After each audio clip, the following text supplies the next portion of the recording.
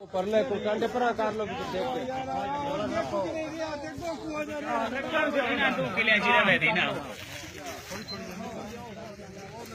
थोड़ी चाड़ो किधर के बना का सीधे के पतली ज्यादा था ना लांबा निकल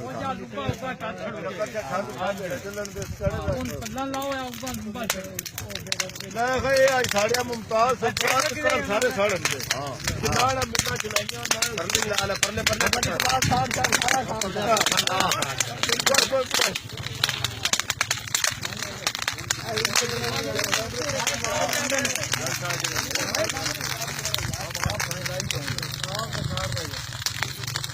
परले और कैसा छाड़ दे उन लाग जाएगी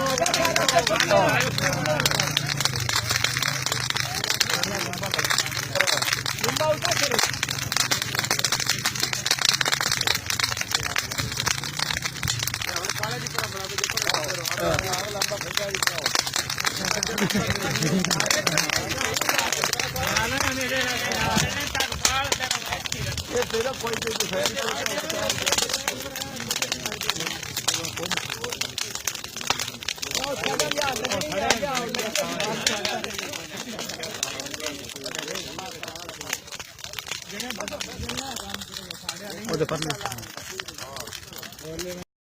किसान बोर्ड का सरकार भी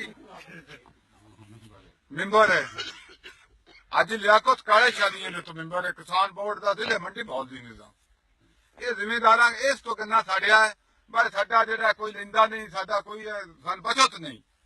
इस तो असं अपनी कणक तकाश करांगे अगो वायदा करते बस गन्ना ना लावांगे साडा कोई गवर्नमेंट दाद रसी करे किसानों की किसान खुशहाल होगा तो साडा मतलब खुशहाल होगा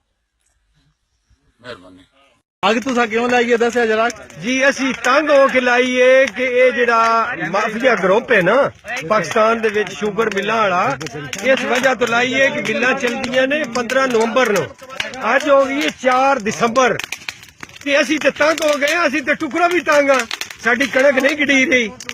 फसल साडा खराब हो गया और इंशाअल्लाह अगर इस तरह हुकूमत पाकिस्तान इहदा नोटिस ना लिया असी अपने डिस्ट्रिक्ट मंडी बहोदीन दे विच गन्ना टोटल किसान जला देंगे साड़ देंगे इंशाअल्लाह